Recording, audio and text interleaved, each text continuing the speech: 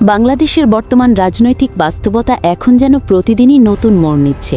ক্ষমতার পালাবদল, নেতৃত্বে অদলবদল আর বহু পরিচিত ব্যক্তির অবস্থান পরিবর্তন, সবকিছু মিলিয়ে দেশের রাজনীতি এখন এক অস্থির কিন্তু রোমাঞ্চকর অধ্যায়ের মধ্য দিয়ে চলছে। এই পরিবর্তনের ঘূর্ণিপাকে এবার সবচেয়ে আলোচনায় উঠে এসেছে একটি নাম, বর্তমান উপদেষ্টা মাহফুজ আলম। ছাত্রজীবনে অত্যন্ত সাধারণ পরিবারে বেড়ে ওঠা এই মানুষটির জীবনের গল্প এখন অনেকেরই আগ্রহের কেন্দ্রবিন্দু। কারণ তার অতীতের পরিচয়, ৫ই আগস্টের পর আচমকাপ্রাপ্ত নতুন দায়িত্ব এবং পরে আবার পুরনো জায়গায় ফিরে আসার ইচ্ছা, সব মিলিয়ে তার জীবন এখন রাজনৈতিক বিশ্লেষণের অন্যতম অধ্যায়। জানা যায়, ছাত্রজীবনে মাহফুজ আলম ছিলেন বাংলাদেশ ইসলামী ছাত্র শিবিরের সঙ্গে জড়িত। পরিবারের আর্থিক অস্বচ্ছতার কারণে পড়াশোনা চালিয়ে যাওয়া তার জন্য ছিল বেশ কঠিন।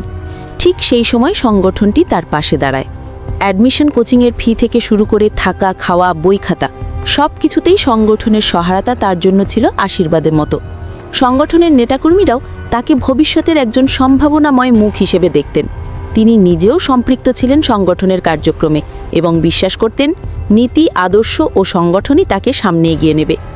কিন্তু ৫ই আগস্টের পর দেশের রাজনৈতিক দৃশ্যপট পাল্টে যায়।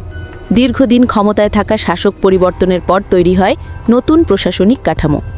এই পরিবর্তনের ঢেউয়ে মাহফুজ আলমও নতুন পরিচয় সামনে আসেন, উপদেষ্টা হিসাবে। এই নতুন পদ পেয়ে তিনি দৃশ্যত আগের সংগঠনের সঙ্গে দূরত্ব তৈরি করেন। বিভিন্ন সময় তার বক্তব্যে এমন ইঙ্গিত দেখা গেছে যে তিনি পূর্বের সংগঠন সংশ্লিষ্ট অধ্যায়টি আর সামনে আনতে চাইছেন না। তাই প্রশ্ন উঠতে শুরু করে, যে সংগঠন তার জীবনের সবচেয়ে কঠিন সময়ে পাশে ছিল, তিনি কি সেই সংগঠনকে ভুলে যাচ্ছেন, নাকি নতুন দায়িত্বের চাপে তার অবস্থান বদলে যাচ্ছে? এসব প্রশ্ন সোশ্যাল মিডিয়া সহ বিভিন্ন মহলে আলোচনার ঝড় তোলে। কেউ বলছিল, বাংলাদেশি রাজনীতিতে ক্ষমতা পেলে পুরনো সম্পর্ক ভুলে যাওয়াই যেন স্বাভাবিক চিত্র। আবার কেউ বলছিল, এটা হয়তো রাজনৈতিক বাস্তবতার একটি অংশ। কিন্তু কয়েক মাস না যেতেই পরিস্থিতি আবার নতুন দিকে মোড় নেয়। হঠাৎই মাহফুজ আলম ঘোষণা করেন তিনি আগের সংগঠনে ফিরে আসতে চান। তিনি স্বীকার করেন যে আগের অবস্থান বদলে কিছু ভুল করেছিলেন এবং এখন তিনি সেই ভুল বুঝতে পেরেছেন। এই ঘোষণা রাজনৈতিক মহলে নতুন করে আলোড়ন তৈরি করে। অনেকে মনে করছেন, এটা কি সত্যিকারের অনুতাপ, নাকি নতুন রাজনৈতিক বাস্তবতা বিবেচনা করে পুরনো শক্তি ঘাঁটিতে ফিরে যাওয়ার কৌশল? আবার অনেকেই বলছেন, বাংলাদেশের রাজনীতিতে ফিরে আসা, অবস্থান পরিবর্তন করা বা সম্পর্ক পুনর্নির্মাণ করা মোটেও অস্বাভাবিক নয়। রাজনৈতিক বিশ্লেষকরা বলছেন, ক্ষমতার পরিবর্তন মানেই নতুন হিসেব নিকাশ। আগে যা সম্পর্ক ছিল, পরিবর্তিত পরিস্থিতিতে তা আবার কার্যকর হতে পারে। তবে সংগঠনে ফিরে আসা মানে শুধু ঘোষণা দিয়েই শেষ নয়।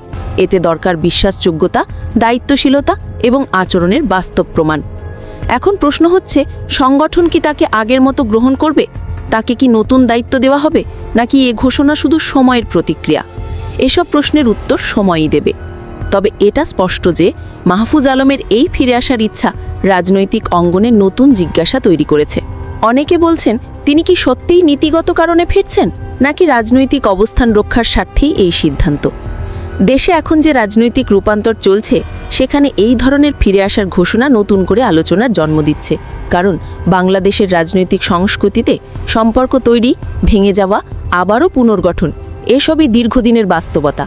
আর মাহফুজ আলমের সাম্প্রতিক অবস্থান সেই বাস্তবতারই আরেকটি নতুন অধ্যায় হয়ে উঠতে পারে। সব মিলিয়ে বলা যায়, তার যাত্রাপথ আবারও পুরনো গতি ফিরে পেতে চলেছে। তবে সেই পথটা কেমন হবে, কতটা গ্রহণযোগ্য হবে এবং তার ভবিষ্যৎ ভূমিকা কতটা প্রভাব ফেলবে, এসব প্রশ্নের উত্তর এখনও অজানা। কিন্তু এই ঘোষণা দেশজুড়ে একটি নতুন আলোচনার দ্বার খুলে দিয়েছে, যা আগামী দিনেও রাজনৈতিক পরিবেশকে নাড়া দিতে থাকবে।